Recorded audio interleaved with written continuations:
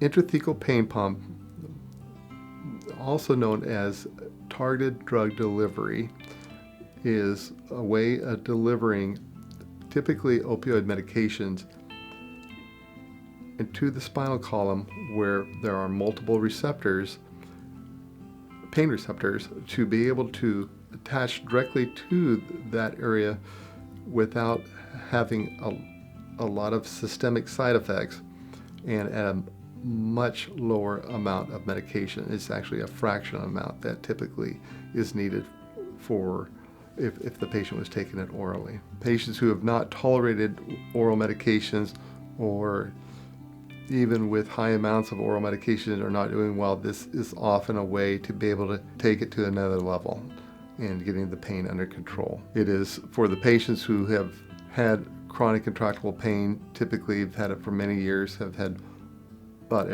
all the other kinds of treatments available, but have not done well. This is what the pain pump looks like. It is like a type of stainless steel. It is, I kind of describe it as looking like a hockey puck, and it has basically a computer in there as well, so it can be programmed to run the medication continuously throughout the day and night at one particular rate. It can also has the ability for the patient to give themselves a bolus, or kind of sometimes use the word as like a boost, through a remote if needed. Medicine is filled through this port here, and it's a procedure we do here on a regular basis, and it varies the time between refills. Often it's somewhere between 2 to 4 months is the average amount of time between refills.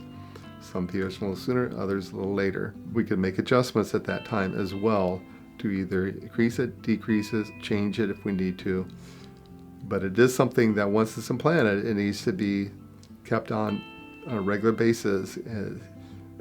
So it's a lifelong commitment with an intrathecal pump treatment plan.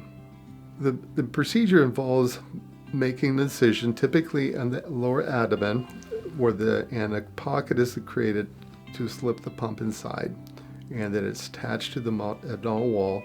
Then the catheter then is tunneled underneath the skin and back around the flank, and it goes into the spine, where another incision is made to slip the catheter into this mid-spine area, and then it is anchored there. The incision sites are then, of course, closed up and heal over, so it's totally underneath the skin. The procedure takes roughly an hour, and it needs to be done in the operating room.